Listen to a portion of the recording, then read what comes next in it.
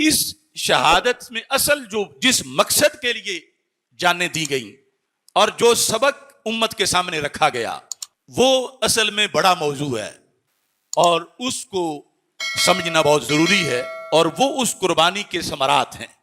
اس سلسلہ میں در رموز بے خودی کے اندر شاعر مشرق نے افکار اور حالات کو سامنے رکھ کر، اور اتنی صدیاں گزر چکی تھیں، ان میں جو اس شہادت کے اثرات تھے ان کو سامنے رکھ کر اقبال نے فارسی میں کہا: سرخ رو عشق غیور از خونے او، شوخی این مصر از مضمون او، کہ حضرت امام حسین رضی اللہ تعالی عنہ کے خون سے عشق سرخرو ہو گیا۔ عشق پر بڑا قرضہ تھا، عشق بڑا مقروض تھا۔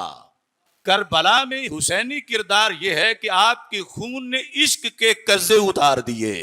سرخرو عشق غیور، غیرت مند عشق جو ہے، سیدنا امام حسین رضی اللہ تعالی عنہ کے خون سے وہ غیرت مند عشق سرخرو ہوا۔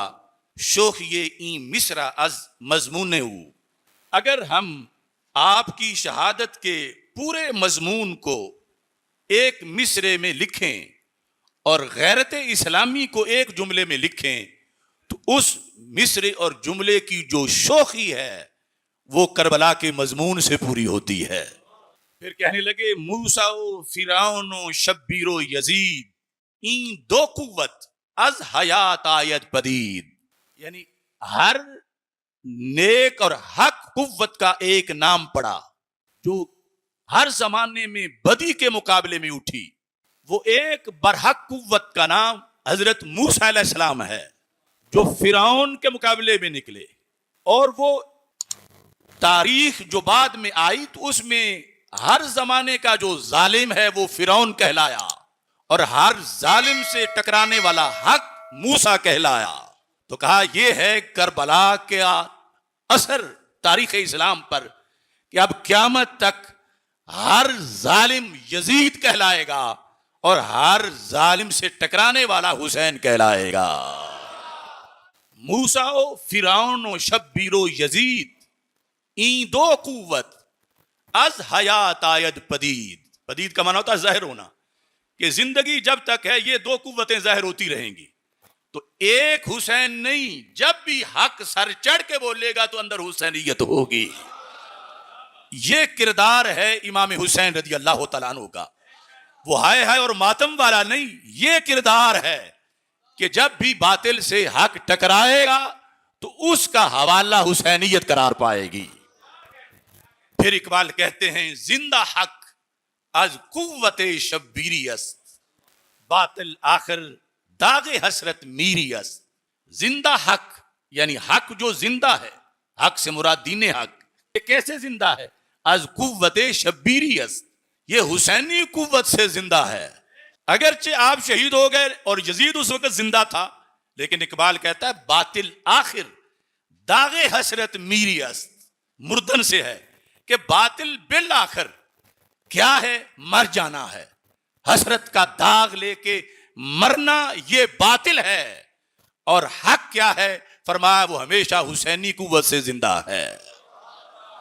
زندہ حق از قوت شبیری است، باطل آخر داغ حسرت میری است۔ تا قیامت قطع استبداد کرد، موج خون او چمن ایجاد کرد۔ بحر حق در خاک و خون غلطیدہ است، پس بنائے لا الہ گردیدہ است۔ دشمناں چو ریگ صحرا لا تعد، دوستان او با یزدہ ہم عدد۔ سر ابراہیم و اسماعیل بود، یعنی اجمال را تفصیل بود۔ عزم او چون کوہ ساراں استوار، پائیدار و تند سیر و کامگار۔ یعنی آج کے شاعر بھی کتنے لبرل اور بے دین ہو چکے ہیں جو محض شاعر ہیں، لیکن ہمارے قومی شاعر کا انداز دیکھو کربلا بیان کرنے کا، تو کہتے ہیں تا قیامت قطع استبداد کرد، قیامت تک جس نے ظلم کی جڑیں کاٹی اسے حسین کہتے ہیں۔ یعنی خود یا ان کے فیض پانے والے آگے ظلم کی جڑیں کاٹیں گے۔ تا قیامت قطع استبداد کرد، موجے خون او چمن ایجاد کرد. یعنی آپ کے خون کی لہر نے امت کا چمن آباد کیا ہے اور قیامت تک خزاؤں کا مقابلہ کیا ہے. بحر حق در خاک و خون غلطی داست، پس بنائے لا الہ گردی داست. تو دو مشہور سوال ہیں معاشرے میں جو مودودی کے ذریعے سے یا پھر غامدی اور پھر ڈاکٹر نلائق اور اس طرح کے کہ یہ کرسی کے لیے گئے تھے، اقتدار کے لالچ میں گئے تھے معاذ اللہ. اور پھر دوسرا اعتراض کہ حقہ کے بنا لا الہ است حسین پر، لا الہ سے تو مراد یعنی پورا کلمہ ہے، یعنی بنیاد بنے آپ کلمہ کی. تو اس پر کچھ لوگوں نے اعتراض کیا کہ یہ کیسے بنیاد ہو سکتے ہیں کلمہ اسلام کی. تو اقبال نے ان دونوں چیزوں کا اس ایک شعر میں جواب دیا. اقبال کہتے ہیں بحر حق در خاک و خون غلطی داست. غلطی دن کا مطلب ہوتا ہے جو ہے وہ الٹ پلٹ ہونا، یعنی جس طرح تڑپتا بندہ خون کے اندر لت پت ہوتا ہے. تو کیا بحر کرسی نہیں کہا؟ اقبال کہتے ہیں بحر حق در خاک و خون غلطی داست. یہ خاک اور خون کے اندر جو تڑپے ہیں تو کرسی کے لیے نہیں، آیت الکرسی کے لیے تڑپے ہیں.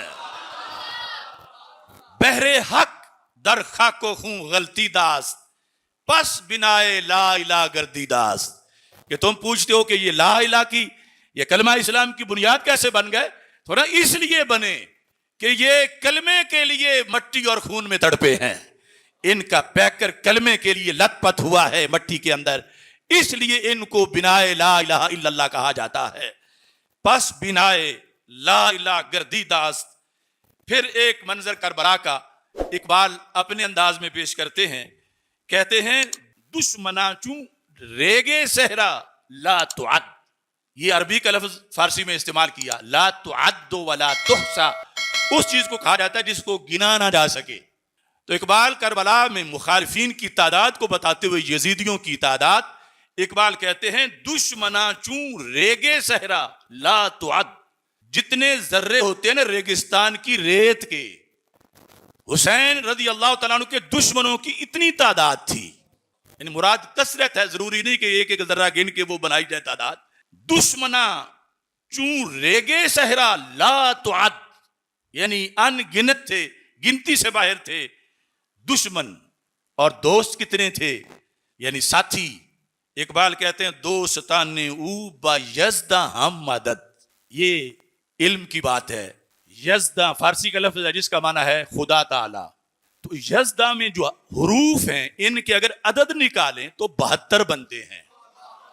تو اقبال حضرت امام حسین رضی اللہ تعالیٰ عنہ کے رفقا، عظیم اصحاب، احباب کی تعداد بتا رہے ہیں. دشمن کی تعداد ہے ریگے صحرا جتنی، اور محب اور رفیق کتنے ہیں؟ فرما دوستان او با یزداں ہم عدد. جتنے لفظ یزداں کے عدد ہیں اتنی ہی دوستوں کی تعداد ہے. یعنی یزداں کے عدد جو ہے وہ 72 بنتے ہیں، یعنی جس میں یہ کے 10 ہیں، زا کے 7 ہیں، دال کے 4 ہیں، اور ایک اور پھر اس کے بعد الف ہے اور نون، ان کے 50 ہیں. تو یہ کل 72 بنتے ہیں. تو فرمایا جتنے یزداں کے عدد ہیں اتنی تعداد تھی آپ کے احباب کی. پھر امت کیسے سمجھے اس ساری قربانی کو؟ اس میں کیا کردار ہوا، اس کے کیا اثرات ہیں ماضی اور مستقبل کے ساتھ؟ تو اقبال کہتے ہیں سر ابراہیم و اسماعیل بود، سر ابراہیم و اسماعیل بود، یعنی اجمال را تفصیل بود. ایک سلسلہ چلا تھا حضرت ابراہیم علیہ السلام سے، جب انہیں اللہ کی طرف سے حکم ہوا حضرت اسماعیل علیہ السلام کی قربانی کا، اور پھر وَفَدَيْنَاهُ بِذِبْحٍ عَظِيمٍ، اس کی جگہ پھر بطور فدیہ دمبا ذبح کیا گیا. کہا وہ تھا اجمال، وہ تھی تمہید. اس سلسلے کی تفصیل کربلا میں پوری ہو گئی. اجمال کے اندر قربانی نہیں ہوئی، یعنی چھری کو روک دیا گیا چونکہ وہ اجمال تھا، اور کربلا اس اجمال کی تفصیل تھی. اتنی صدیوں کے بعد یعنی یہ کوئی معمولی کام نہیں کر رہے تھے امام حسین رضی اللہ تعالیٰ عنہ. کہتے ہیں سر ابراہیم و اسماعیل بود، کہ حضرت امام حسین رضی اللہ تعالیٰ عنہ حضرت ابراہیم اور حضرت اسماعیل علیہ السلام کا راز تھے. یعنی اجمال را تفصیل بود، وہ جو اس وقت اجمالن کردار تھا اس کی تفصیل کربلا کے میدان میں حضرت سیدنا امام حسین رضی اللہ تعالیٰ عنہ نے پوری کر دی ہے. پھر ان کا ارادہ کیسا تھا، عزم کیسا تھا، ان کی ہستی کیسی تھی، ان کا صبر کیسا تھا، ان کی جرت کیسی تھی، ان کی دلیری کا عالم کیا تھا. اقبال کہتے ہیں عزم او چونکہ سارا استوار. بندوں کو دیکھنے سے ان کی عزم کا پتہ نہیں چلتا، پہاڑوں کو دیکھنے سے پتہ چلتا ہے. عزم او ان کا عزم چونکہ سارا پہاڑوں جیسا، استوار مضبوط، پائیدارو تند سیرو کامگار. فرمایا وہ عزم پائیدار بھی ہے پہاڑوں جیسا، اور پہاڑ تو پھر ایک جگہ کھڑے رہتے ہیں، یہ کھڑے رہنے والا پہاڑ نہیں، تند سیر بہت تیز چلنے والا، وہ کامگار اور اپنے مشن میں کامیابی حاصل کرنے والا.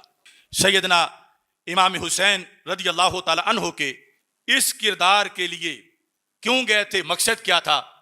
اقبال کہتے ہیں تیغ بہر عزت دین است و بس. یعنی کیا سبق دے گا امام حسین امت کو قیامت تک کے لیے؟ کہ تلوار یا اسلحہ اپنی ذات کے لیے نہیں ہے، تیغ بہر عزت دین است و بس، بس دین کے غلبے کے لیے تلوار ہے، بس تیغ بہر عزت دین است و بس، مقصد او حفظ آئین است و بس. یہ بھی واضح کر دیا کہ یزید نے آئین اسلام کو بگاڑا ہے، تو میرا اور یزید کا اختلاف اس پر ہوا کہ اس نے آئین بدلنے کی کوشش کی جو آئین محمدی ہے صلی اللہ علیہ وسلم، تو اس آئین کو اس نے بدلنے کی کوشش کی. تو پھر میں نے کہا کہ میرے زندہ ہوتے ہوئے آئین محمدی بدلا نہیں جا سکتا. تیغ بہر عزت دین است و بس. یعنی آج بہت مولوی ٹائپ پڑھے لکھے لوگ بھی یہاں پھسل گئے ہیں اور کہتے ہیں کہ انہوں نے امام برحق کے خلاف، یعنی یزید کو معاذ اللہ امام برحق وہ کہتے ہیں کہ یہ خروج کیا تھا امام حسین رضی اللہ تعالیٰ عنہ نے، اور یہ جائز نہیں تھا. آج بھی نیٹ پہ ان لوگوں کی تقریریں چلتی پھر رہی ہیں. تو اقبال اس وقت بھی کہہ رہا تھا تیغ بہر عزت دین است و بس، مقصد او حفظ آئین است و بس، ما سوی اللہ را مسلمان بندہ نیست، پیش فرعون سرش افگندہ نیست. یہ ہے کربلا کا پیغام. کیا پیغام ہے؟ فرمایا اللہ کے سوا مسلمان کسی کا بندہ نہیں ہے. ما سوی اللہ، اللہ کے سوا، ما سوی اللہ را مسلمان بندہ نیست. اصل ما سوی اللہ سے مراد ہے امریکہ آج کا، ما سوی اللہ سے مراد ہے اسرائیل، ما سوی اللہ سے مراد ہے برطانیہ. ما سوی اللہ اللہ والے نہیں ہیں، اللہ والے تو باذن اللہ ہیں. یعنی یہ جو رب کے مقابل اپنا نظام لانچ کیے ہوئے ہیں، یہ امریکہ کہتا ہے میرا آرڈر چلے گا، نیو ورلڈ آرڈر. تو اقبال نے کہا ما سوی اللہ را مسلمان بندہ نیست. لا الہ الا اللہ محمد الرسول اللہ پڑھنے کا مطلب یہ ہے کہ ہماری گردن کسی ایسی قوت کے آگے نہیں جھکے گی جس نے اللہ کا کلمہ نہیں پڑھا ہوا. ما سوی اللہ را مسلمان بندہ نیست. یہ ہے کربلا کا سبق. ما سوی اللہ را مسلمان بندہ نیست، پیش فرعون سرش افگندہ نیست. فرما مسلمان وہ ہے جس کا سر کسی بھی فرعون کے آگے نہیں جھکتا. تو یہ روزانہ کی حسینیت ہے. روزانہ کے فرعون ہیں تو ان کے مقابلے میں تازہ تازہ روزانہ کی حسینیت ہے. یعنی محرم 10 محرم کو چند دیگیں پکا کے بندہ حسین کے پیغام سے فارغ نہیں ہو جاتا. یہ حسینیت تو زندگی بھر نبھانی پڑتی ہے. یہ ہے پیغام کربلا. ما سوی اللہ را مسلمان بندہ نیست، پیش فرعون سرش افگندہ نیست. مسلمان کا سر کسی بھی فرعون کے آگے جھکتا نہیں ہے. حضرت امام حسین رضی اللہ تعالی عنہ کے خون سے کیا فائدہ ہوا امت کو؟ ظالم ظلم کرنے والے تو عذابوں کے مستحق ہیں، لیکن انہوں نے جس مقصد کے لیے نکلے تھے کہ تجھے وہ شاخ سے توڑیں زہر نصیب تیرے، کہ تڑپتے رہ گئے گلزار میں رقیب تیرے. کہ اللہ خریدار ہر بندے کا نہیں بنتا. اس کے دربار کا سودا بڑا اعلیٰ ہوتا ہے.